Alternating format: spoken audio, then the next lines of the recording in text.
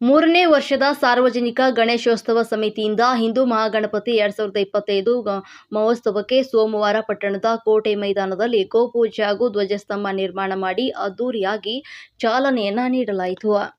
ಸಾರ್ವಜನಿಕ ಗಣೇಶೋತ್ಸವ ಸಮಿತಿಯ ಸದಸ್ಯರು ಕೋಟೆ ಮೈದಾನದ ದೇವಮೂಲೆಯಲ್ಲಿ ಗೋಮಾತೆಗೆ ವಿಶೇಷ ಪೂಜೆ ಸಲ್ಲಿಸಿ ದೊಡ್ಡ ಧ್ವಜಸ್ತಂಭ ನಿರ್ಮಾಣ ಮಾಡಿ ಸೆಪ್ಟೆಂಬರ್ 1 ರಿಂದ 7ರವರೆಗೂ ಕೂಡ ನಡೆಯಲಿರುವಂತಹ ಅದ್ದೂರಿ ಹಿಂದೂ ಮಹಾಗಣಪತಿ ಮಹೋತ್ಸವಕ್ಕೆ ಯಾವುದೇ ರೀತಿಯಲ್ಲೂ ವಿಘ್ನ ಬಾರದಂತೆ ಪೂಜೆಯನ್ನ ಸಲ್ಲಿಸಲಾಯಿತು. ಸಮಿತಿಯ ಸದಸ್ಯರು ಪೊಲೀಸ್ ವಿಜಯ್ ಕುಮಾರ್ ಅವರು ಮಾತನಾಡಿ, ಕಳೆದ 2 ವರ್ಷಗಳಿಂದಲೂ ಕೂಡ ಅದ್ದೂರಿಯಾಗಿ ಹಿಂದೂ ಮಹಾಗಣಪತಿ ಮಹೋತ್ಸವಕ್ಕೆ ಪಟ್ಟಣದ ಡುಮ್ಲೈಟ್ ವೃತ್ತದಲ್ಲಿ ಆಯೋಜನೆ ಮಾಡಲಾಗಿತ್ತು. ಆದರೆ ಈ ಬಾರಿ ಕೋಟೆ ಮೈದಾನದಲ್ಲಿ 7 ದಿನಗಳವರೆಗೆ ಆಚರಿಸಲಾಗುವುದು ಅಂತ ತಿಳಿಸಿದ್ರು. ಅರಮನೆ ಮೈದಾನದಲ್ಲಿ ಮಾಗಡಿ ಕೆಂಪೇಗೌಡ ಮಂಟಪ ನಿರ್ಮಾಣ ಮಾಡಲಾಗ್ತದೆ ಅಂತ ಅವರು ತಿಳಿಸಿದ್ರು. 7 ದಿನ ವಿಶೇಷ ಕಾರ್ಯಕ್ರಮ ಗಂಗಾ ಪೂಜೆ, ಸೆಪ್ಟೆಂಬರ್ 1 ರಂದು ಮಹಾಗಣಪತಿ ಸ್ವಸ್ತಿ ಪುಣ್ಯ ವಚನ, ಗೋಪೂಜೆ ಸಮೇತ ಗಣಪತಿ ಪ್ರತಿಷ್ಠಾಪನೆ ಹಾಗೂ ಹೋಮ, ಸಂಜೆ 6ಕ್ಕೆ ಯೋಗ ಪುನೀತ ಕೇಂದ್ರ ಮತ್ತು ನಾದ ನಿನಾದ ಡ್ಯಾನ್ಸ್ ಅಕಾಡೆಮಿಯಿಂದ ಗಾಯನ ನಡೆಯಲಿದೆ ಅಂತ ತಿಳಿಸಿದ್ರು. ಸೆಪ್ಟೆಂಬರ್ 2 ರಂದು ನವದುರ್ಗೆಯರ ಸಮಾಗಮ ಹಾಗೂ ಉತ್ಸವ, ಸಂಜೆ ಸಾಮೂಹಿಕ ಲಲಿತ ಸಹಸ್ರನಾಮ ಪಠನೆ, ಸಿದ್ಧಗಂಗಾ ಶಾಲೆಯಿಂದ ಮಲಗಂಬ ನೃತ್ಯ ಪ್ರದರ್ಶನ ನಡೆಯಲಿದೆ.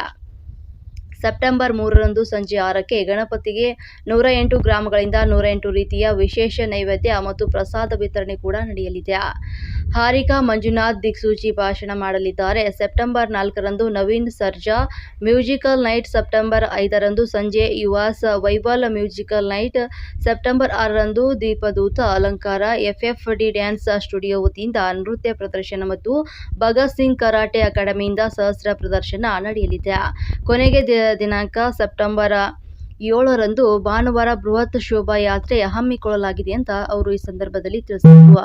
ಆಗಸ್ಟ್ 24 ರಂದು ಮಾಗಡಿ ಒಳಾಂಗಣ ಕ್ರೀಡಾಂಗಣದಲ್ಲಿ ಸ್ಪರ್ಧೆ ನಡೆಸಿ ಸ್ಪರ್ಧೆಯಲ್ಲಿ ವಿಜೇತ ಮಕ್ಕಳಿಗೆ ಸೆಪ್ಟೆಂಬರ್ 2 ರಂದು ಹಿಂದೂ ಮಹಾಗಣಪತಿ ವೇದಿಕೆಯಲ್ಲಿ ಬಹುಮಾನ ವಿತರಣೆ ಮಾಡಲಾಗುವುದು ಅಂತ ಕ್ಲಬ್ ಮಾಗಡಿ ಮಾಲೀಕ TR ಅಭಿಲಾಷ್ ರವರು ತಿಳಿಸಿದರು.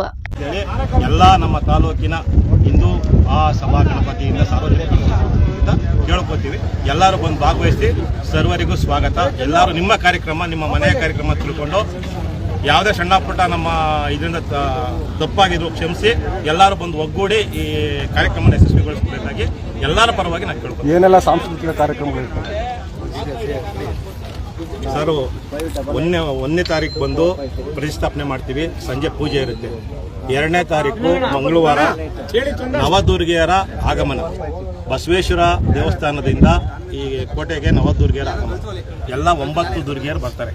ಅದನ್ನು ವಿಶೇಷ ಲಲಿತ ಸಹಸ್ರನಾಮದೊಂದಿಗೆ ಎಲ್ಲ ತಾಲೂಕಿನ ಹೆಣ್ಮಕ್ಳು ಲಲಿತ ಸಹಸ್ರನಾಮ